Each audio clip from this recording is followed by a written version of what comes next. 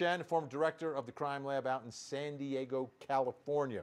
Next story, WKBW, Buffalo, New York. Violent arrest caught on camera.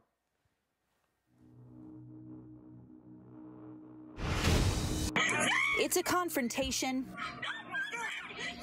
caught on cell phone video. A Buffalo police officer punching a man in the face as the suspect is on the ground. Officers attempting to handcuff him. The entire incident caught on cell phone video and now under investigation by the Buffalo Police Department Internal Affairs Unit. But how did we get here? Police tell me it was Sunday when the suspect was driving the wrong way on Madison Street on the city's east side. Madison is a one-way street. Police happened to be driving the right way down the street when they pulled the suspect over. Investigators say they discovered he was also driving without a license. A police source tells me officers smelled a strong odor of marijuana and asked the man to step out of the car. Police say when they attempted to pat him down, he began to tense up and became combative. In an attempt to handcuff the suspect, police say the man was taken down to the ground. A source also says the suspect had drugs on him and tried to destroy the drugs while officers tried handcuffing him. You can hear the officer say, "Let it go." Then you can hear a woman off camera telling the man to stop resisting. They don't resist. All that for no reason. For no reason? Nothing.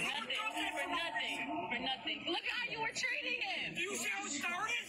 Is this excessive force? That's the question. The officer involved is a 3-year veteran of the force. He is currently still on the job. A source tells me this suspect has had multiple arrests in the past, including for firearms. The suspect is facing a number of charges, including destroying physical evidence and resisting arrest.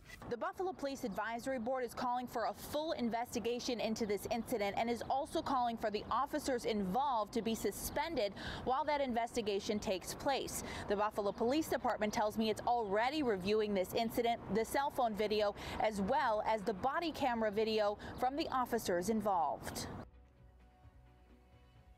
Yeah, those cell phone videos, anytime anyone is resisting, they never look good. But the question is this excessive force? Sergeant Dorsey, from your viewing of this video and a little bit of the backstory, what's your take? So yeah, as a patrol supervisor, that was excessive. I would have a problem if my officers were punishing someone because they couldn't gain control and get compliance. We're taught grappling techniques, wrist locks, twist locks. We have mace and other things that we can use. Punching someone in the head because they're not cooperating is inappropriate. You don't know how much pressure or how much impact this man's head could take before you do serious damage. And so you take them into custody the way that you're trained and taught. You don't punish them. And they're going to have to explain. And listen, the fact that this young man has a prior arrest has nothing to do with nothing. I get why they said that. They want to dirty him up. But in this particular instance, hitting him in the head is not going to stop him from destroying evidence if, in fact, that's what he was doing. Jennifer Shen, your thoughts on this video, this arrest, and the reaction to it all? Well, I can understand the reaction to it all, and I'm really happy they're going to take a look at that body camera video that the officers were wearing, because I think it's really good to get lots of different perspectives. I mean, honestly, I don't know how officers do their job. They get put in these situations where they're very dangerous, and they may have known before they stopped him that he had several prior arrests and that he had had some arrests with firearms. And so that's going to amp them up a little bit. I agree there's no time really that you should be punching someone in the head. And I agree officers get so much training about how to take people down without hurting them. And it certainly looked like they were hurting this guy. But it's really tough for me to put myself in those officers' positions because it's just such a dangerous job, and they're faced with these sorts of things on a daily basis. Yeah, faced with confrontations a lot of time, even at perhaps a waffle shop. That's our next story. Comes from the Fresno Police Department. They've released the body cam. A waffle shop customer ends up getting arrested.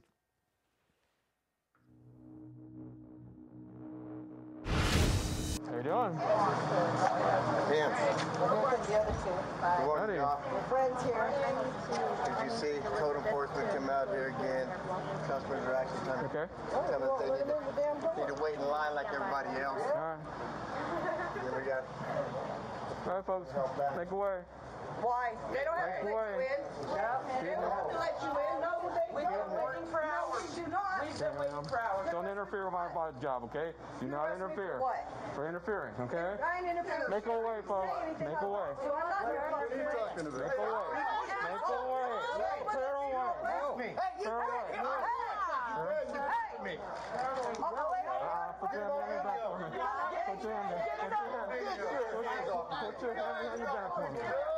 Partner, put your hand behind your back for me. You want to change somebody? Get your whole ass out of here now. Okay. Let's relax. But you did assault me. I didn't do anything. Oh my God. Get that off.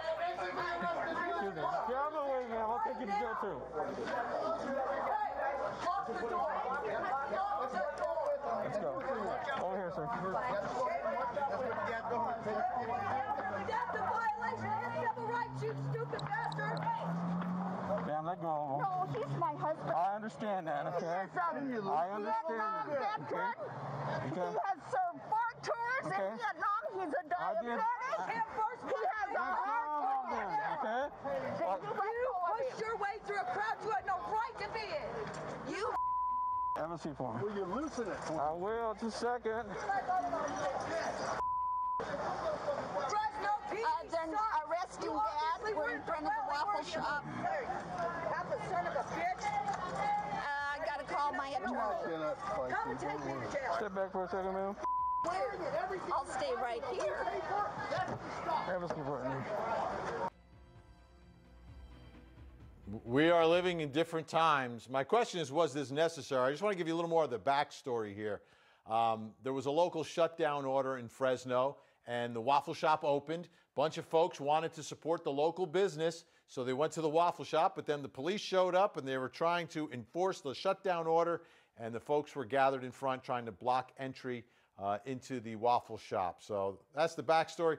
He was handcuffed, detained, but ultimately released. But the question, this world we're living in now, Jennifer Shen, do you think this was necessary?